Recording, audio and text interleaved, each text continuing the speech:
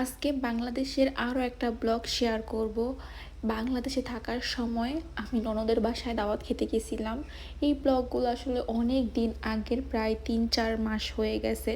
নেদারল্যান্ডসে আসার পর থেকেই আমি খুব ব্যস্ত, যে কারণে আসলে ওই ব্লগগুলো, নেদারল্যান্ডসের ব্লগগুলো দিতে পারতেছি না। আস্তে আস্তে সব দিব। যেহেতু দাওয়াত খেতে যাব, ফল মিষ্টি তো নিতেই হবে। আপনাদের ভাইয়া ফল কেনার জন্য অটো থেকে নামছে, আর এখানে জাহিবাবু ফ্যানের বাতাস খাইতেছে। বিশ্বাস করেন যে কি গরমে বাচ্চাটাকে নিয়ে গেছি। এই ভিডিও এখন দেখলেও আমার খুব খারাপ লাগে। আমাদের খুব কষ্ট হয়েছে। বাংলাদেশে যখন ছিলাম খুব বেশি গরম ছিল, আর কখনোই আমরা এত গরমে যাব না জাহিবাবুকে নিয়ে। সবসময় শীতেই যাব বাংলাদেশে। আর আপনারা যারা ইউরোপে আছেন আপনারাও শীতেই যাবেন, তা না হলে আমাদের মতো বাংলাদেশে গিয়ে এনজয় করতে পারবেন না। কোনো কিছু করেই ভাল লাগবে না, শুধু গরম আরও বেশি খারাপ লাগবে, অসুস্থ হয়ে পড়বেন। জাহিবাবু তো অনেকবার অসুস্থ হয়ে গেছিলো। আর এত বেশি গরম পড়ছে, আরও তো দুপুর টাইম, রোদ একদম মাথার উপরে। এই শরবত দেখে আপনাদের ভাইয়া খাওয়া শুরু করছে। আমি বললাম আমিও একটু খাবো। আমার কাছে এই গরমে এই শরবত এত ভালো লাগে, পরে আমরা আবারও অর্ডার করছি। আমি বললাম আমি আরও এক গ্লাস খাবো।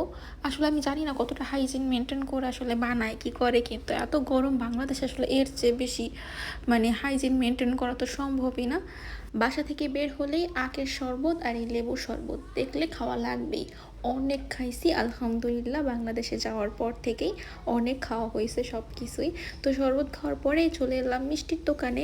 কালকিনি বাজারে এই শ্রীকৃষ্ণ মিষ্টি নাকি খুব ভালো, খুব মজা খেতে। আপনাদের ভাইয়া তো এই দোকানের মিষ্টি খুব পছন্দ করে, তো আমরা এখান থেকেই রসগোল্লা নিয়ে যাব। রসগোল্লাগুলো দেখতে কি পরিমাণ লোভনীয় লাগতেছে, আর কত সুন্দর লাগতেছে না দেখতে।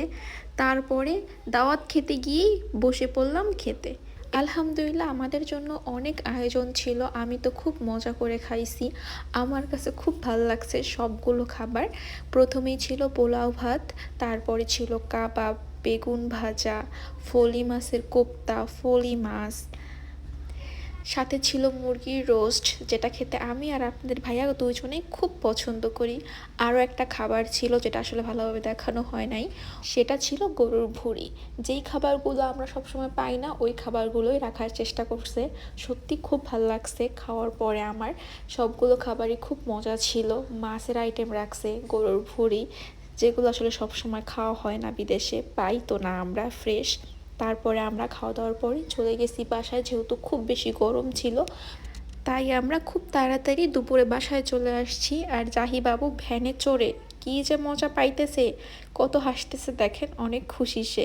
আর সত্যি গরমের মধ্যে ভ্যানে, রিক্সায় চড়তে আমারও খুব পছন্দ, আমিও খুব পছন্দ করি। ভ্যানে গ্রামের রাস্তা দিয়ে যখন যাওয়া হয়, এর চেয়ে মনে হয় যানবাহন হতেই পারে না আমার কাছে। তো সবাই ভালো থাকবেন। ছোট্ট একটা ব্লগ কেমন লাগলো সবাই জানাবেন।